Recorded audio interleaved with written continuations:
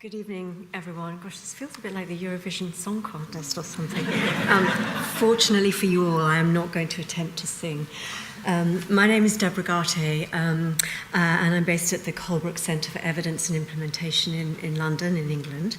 And I'm the chair of the UK Implementation Network. We also have a problem with our acronym, UKIN, which we don't use as much as we might, partly because it bears a very close resemblance to the acronym from a rather unpleasant political party who would not approve of us being here at all tonight. So we tend to use the long form.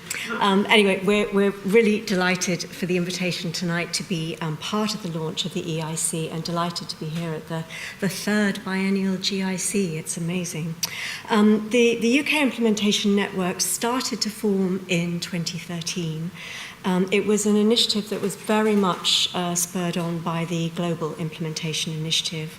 And it was initiated by a group of senior leaders in very diverse organisations, in academic institutions, service delivery organisations, intermediary bodies, and also people working in commissioning and policy. And we decided to form the network because we recognised our mutual interest in the field of implementation science and implementation practice and policy, but that we were disconnected, that we were fragmented, we were not yet a tangible community of interest or community of learning, and certainly not a community of practice. So we wanted to build a structure that would allow us to be more cohesive, that would bridge content areas. So we cross health, we cross social welfare, child development, and many other areas of human service provision. We cross sectors. And we cross disciplines across human services, and that's a very important founding principle for the UK network.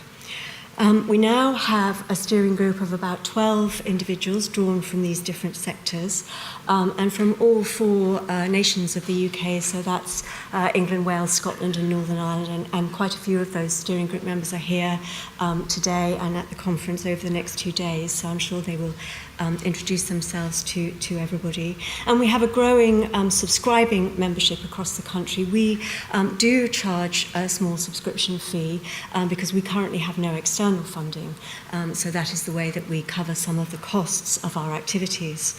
And our membership embraces people who identify themselves as implementation professionals and improvement science professionals as well. About 50% of them are in academic institutions. Might not surprise you, but the other 50% are spread across these different areas.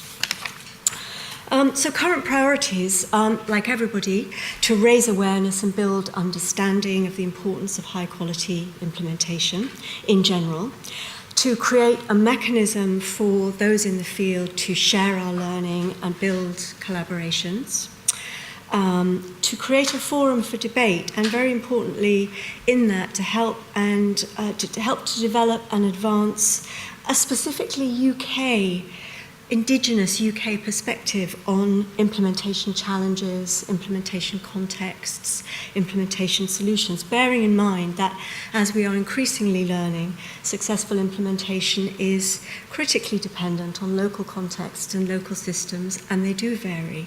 And we know that the UK is distinctive, that much of the learning has come from North America in this field, and like our colleagues from the rest of the European implementation collaboration, we really want to do some catch-up work across Europe to build an Indigenous perspective and an Indigenous evidence base, perhaps more importantly. So we've made a good start. We issue regular bulletins, we compile regular knowledge digests, collecting together resources that we think people will find useful, both scholarly and other sorts of practical resources. We've organised a series of seminars and activities on key implementation topics. We have plans for an interactive discussion forum on our website, and much, much more as we go along. We think there's huge potential for increasing impact by linking globally and regionally and continentally. So we're very, very welcoming of the launch of the EIC, and we very much look forward to collaborating with everybody. Thank you.